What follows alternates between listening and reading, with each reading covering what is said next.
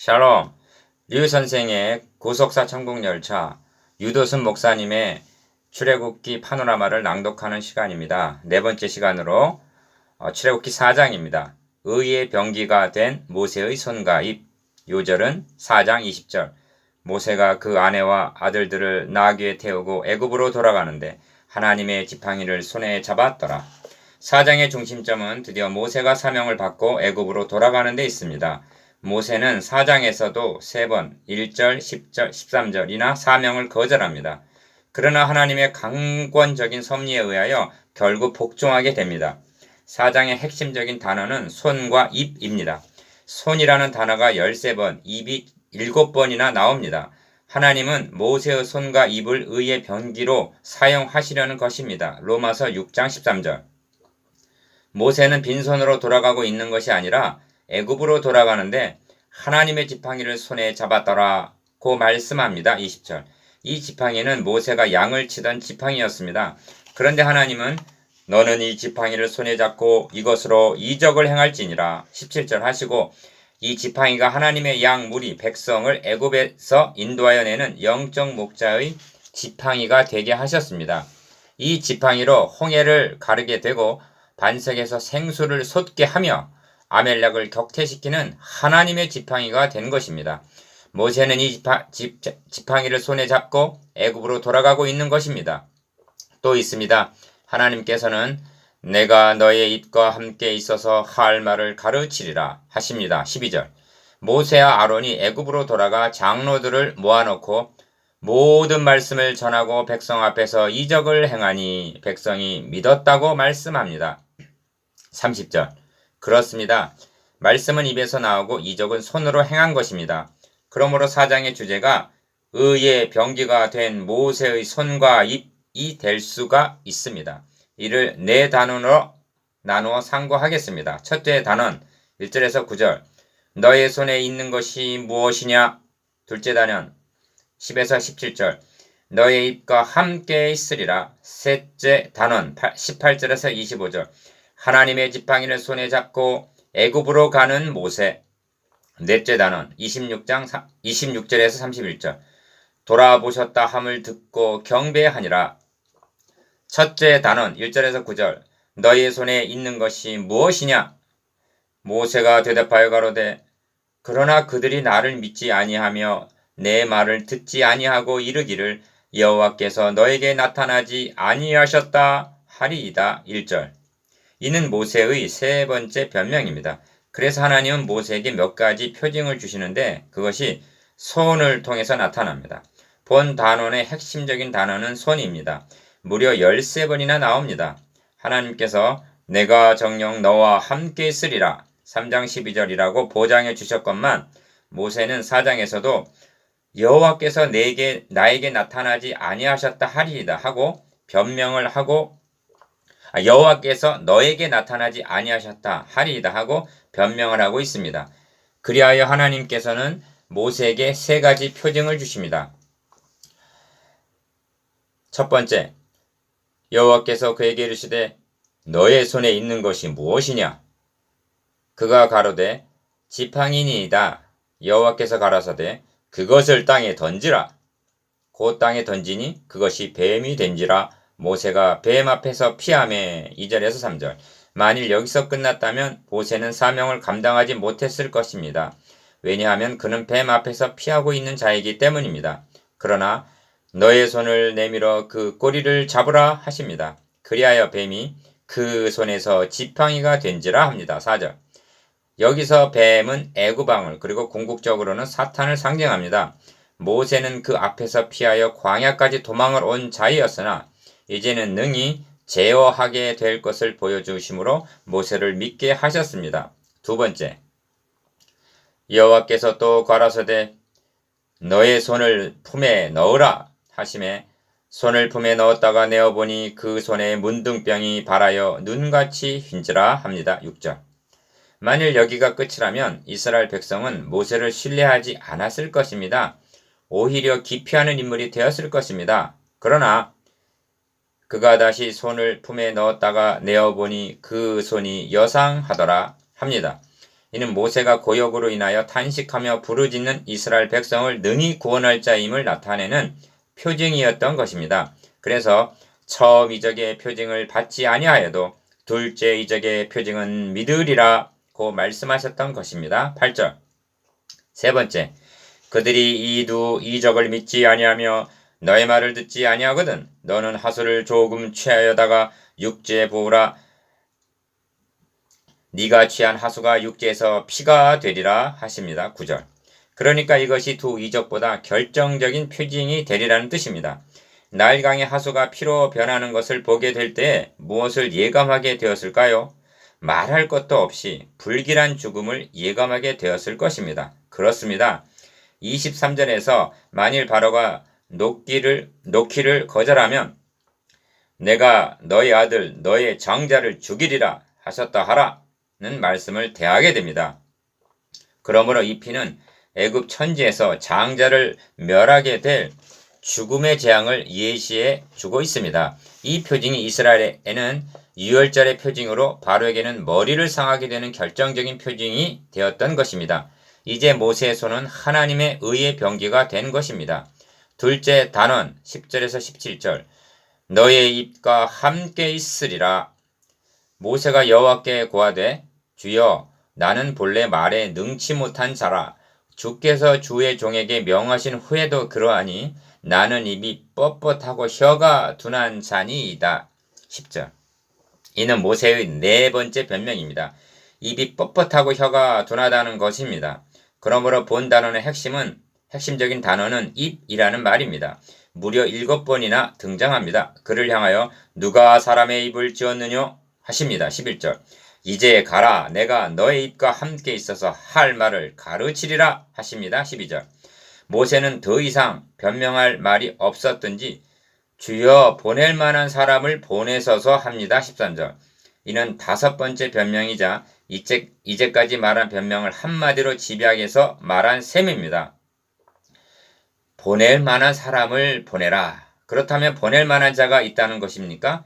자격 있고 능력 있고 그래서 감당할 자가 세상 천지에 누구란 말입니까? 아무도 없습니다. 이 점을 성경은 사람이 없음을 보시며 중재자 없음을 이상히 여기셨으므로 자기 팔로 스스로 구원을 베푸시며 라고 말씀합니다. 이사야 59장 16절. 보낼 만한 사람이 없었다는 것입니다. 그래서 스스로 구원하시기로 작정하셨다는 것입니다. 그리하여 임마누엘 사건은 있게 된 것입니다. 모세는 다만 그분의 예표일 뿐입니다. 모세의 지금의 모습은 2장 11절에서 13절까지 해서 자신만만하게 나서던 모습과는 너무나 대조적임을 보게 됩니다. 이는 광야 40년의 훈련을 통하여 다듬어진 결과라고 말할 수밖에 없는 것입니다. 모세는 임정머리에서 이렇게 회고합니다. 너의 하나님 여호와께서 이 40년 동안에 너로 광야의 길을 걷게 하신 것을 기억하라.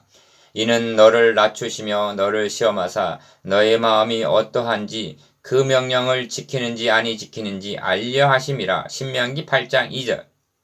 하나님께서는 모세를 광야 40년의 훈련을 통해서 이와 같이 낮추시며 겸비케 하셨던 것입니다. 하나님이 그를 너무 낮추신 것일까요? 아닙니다. 이 대목을 상고하면서 우리는 겸비한 마음으로 물어야 할 것입니다. 나는 2장의 모세 같은 자원병인가? 아니면 3장의 모세같이 징집을 받은 군사인가? 디모데후서 2장 4절. 이 시대는 내가 누구간데 보낼 만한 자를 보내소서 하는 겸양보다는 매사에 자기가 아니면 안 되는 양 너무 나서기를 좋아하는 사람들이 많은 시대이기 때문입니다. 징집을 받은 군사. 하나님은 모세를 향하여 노를 바라셨다고 말씀합니다. 그럴수록 하나님은 모세가 더욱 마음이 드셨으리라고 믿어집니다. 모세가 이토록 자신의 연약함을 깨닫지 못했다면 이제 가라 내가 너의 입과 함께 있어서 할 말을 가르치리라는 천금 같은 진리의 말씀을 받아내지 못했을 것이 아닙니까? 모세를 위하여 하는 말이 아닙니다. 내가 너의 입과 함께 있어서 할 말을 가르치리라. 이 말씀은 하나님의 대언자로 세움받은 말씀의 사역자들이 꼭 받아내고 확신함에 거하여야 할 표징이 아니겠습니까? 그래야 바울 사도가 사모했던 우리는 수다한 사람과 같이 하나님의 말씀을 혼잡하게 하지 아니하고 곧 순전함으로 하나님께 받은 것 같이 하나님 앞에서와 그리스도 안에서 말하노라. 고린도 후서 2장 17절을 사모해야 하지 않겠습니까? 성경은 말합니다. 내 형제들아, 너희는 선생된 우리가 더 큰 심판 받을 줄을 알고 많이 선생이 되지 말라. 어찌하여 선생된 자가 더 큰 심판을 받게 된다는 것입니까? 말의 실수 때문입니다. 야고보서 3장 1절에서 2절. 하나님의 말씀을 대언해야 할 선생된 자의 말의 실수는 묻 영혼을 죽일 수도 있기 때문입니다. 루터는 목사를 지망하는 젊은이에게 말했다고 합니다. 피할 수 있으면 피해보라.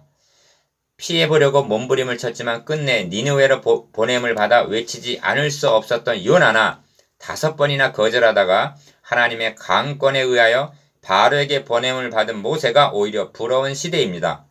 하나님께서는 아론을 동역자로 주시면서 너는 그에게 말하고 그 입에 말을 주라.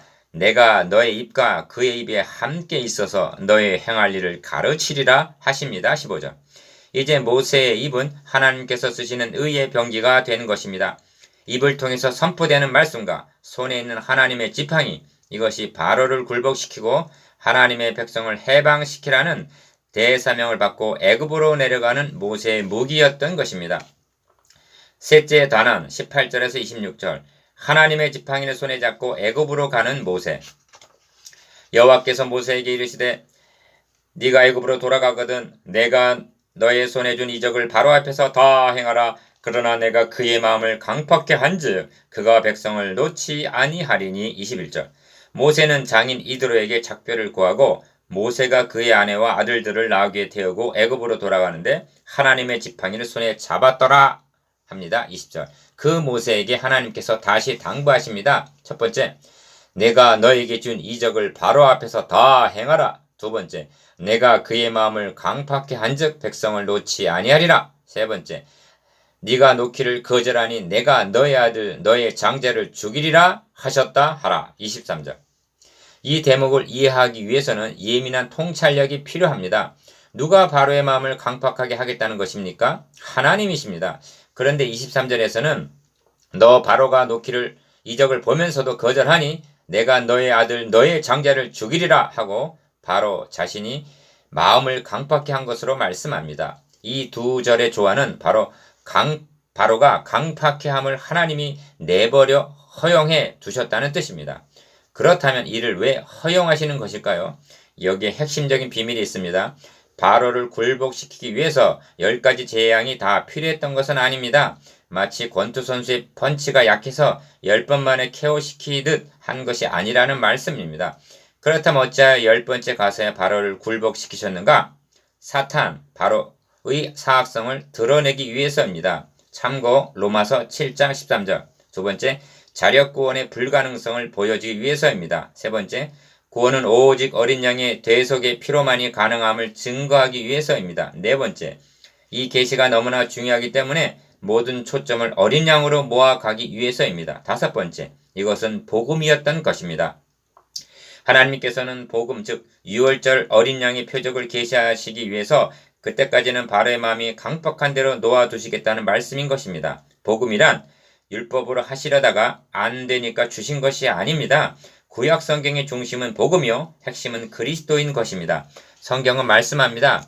옛적의 선지자들로 여러 부분과 여러 모양으로 복음을 말씀하신 하나님이 이 모든 날 마지막에 아들로 우리에게 말씀하셨느니라. 히브리서 1장 1절에서 2절. 그러므로 복음은 율법과 선지자들에게 증거를 받은 것이라. 로마서 3장 21절 하십니다. 모세를 죽이려 하신 하나님. 그런데 여기 돌발 상황이 벌어집니다. 여호와께서 길의 숙소에서 모세를 만나자 그를 죽이려 하시는지라고 말씀합니다. 24절.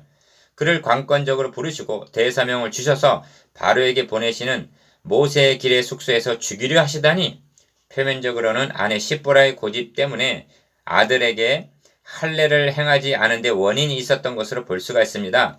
이것이 전부라면 하필 애굽으로 내려가는 길의 숙소에서 벌하려 할 것이 무엇이냐는 것입니다. 그러므로 이 사건의 시점과 문맥을 통하여 볼 때 여기에는 이면적인 의미가 있다고 보아야만 할 것입니다.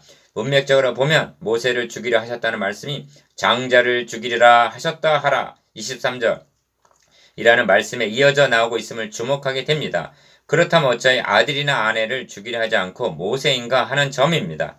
하나님께서는 이 표면적인 원인을 통해서 바로의 공주의 아들이라는 옛 모세는 죽고 하나님의 사람 모세로 태어나게 하신 영적인 의미가 있다 하겠습니다. 시점으로 볼 때 하필 애굽에서 내려가는 길의 숙소에서 죽이려 하셨는가 하는 점입니다. 이것이 두 번째죠. 모세가 대사명을 감당하기 위해서는 옛사람으로 불가능했기 때문일 것입니다. 마치 하란 생활 20년을 청산하고 약속의 땅으로 돌아가는 야곱에게 나타나셔서 너의 이름을 다시는 야곱이라 부를 것이 아니요 이스라엘이라 부를 것이니 하심 창세기 32장 28과도 같은 맥락인 것입니다. 세 번째, 십보라가 차도를 취하여 그의 아들의 양피를 베어 모세의 발 앞에 던지며 당신은 참으로 나에게 피남편이로다 하니 여호와께서 모세를 놓으시니 합니다. 25절에서 26절. 그리고 해설해 주기를 피남편이라 함은 할례를 인함이었더라 합니다. 그렇다면 할례가 무엇을 의미하게 죽이려던 모세를 살렸단 말인가? 성경은 말씀합니다. 또 그 안에서 너희가 손으로 하지 아니한 할례를 받았으니 곧 육적 몸을 벗는 것이요 그리스도의 할례라 골로새서 2장 11절. 할례란 육적 몸을 벗는 것, 즉 옛사람의 죽음을 상징한다는 말씀입니다. 네 번째, 훗날 이스라엘 백성들은 홍해에서 바로의 종되었던 옛사람이 죽고 하나님의 백성으로 다시 태어나는 세례를 받게 될 것입니다. 그들의 인도자가 되기 위해서는 모세 자신이 먼저 죽고 살리심을 받아야만 했던 것입니다. 성경은 말씀합니다. 우리가 알고니와 우리 옛사람이 예수와 함께 십자가에 못 박힌 것은 죄의 몸이 멸하여 다시는 우리가 죄에게 종노릇 하지 아니하려 함이니 로마서 6장 6절. 묻습니다. 당신의 옛사람은 확실히 죽었습니까? 넷째 단은 27절에서 31절. 돌아보셨다 함을 듣고 경배하니라. 백성이 믿음에 여호와께서 이스라엘 자손을 돌아보시고 그 고난을 감찰하셨다 함을 듣고 머리 숙여 경배하였더라. 31절. 본 단어는 하나님께서 아론을 불러 모세와 만나게 하셔서 동역하게 하시는 내용입니다. 이 말씀을 대할 때 모세가 믿고 순종하지 않았기 때문에 축복을 나눠 가지게 된 양 말해서는 아니 됩니다. 물론 그런 것이 계기가 된 것은 분명하지만 이는 하나님의 경륜 가운데 예정하신 일로 보아야만 합니다. 모세는 왕 같은 지도자로 아론은 제사장으로 메시아를 예표하게 되었기 때문입니다. 그리하여 모세 아론이 가서 이스라엘 자손의 모든 장로를 모으고 아론이 여호와께서 모세에게 명하신 모든 말씀을 전하고 백성 앞에서 이적을 행했다고 말씀합니다. 29절. 백성이 믿으며 여호와께서 이스라엘 자손을 돌아보시고 그 고난을 감찰하셨다 함을 듣고 머리 숙여 경배하였더라 합니다. 31절. 여호와께서 이스라엘 백성을 돌아보셨음이 어떻게 구체적으로 나타났는가? 모세를 그들의 목자로 또는 중보자로 주신 것입니다. 전에는 그들이 목자 없는 양과 같이 고생하며 유리하던 무리였습니다. 마태복음 9장 36절. 이제 그들은 더 이상 고아와 같은 자들이 아닌 것입니다.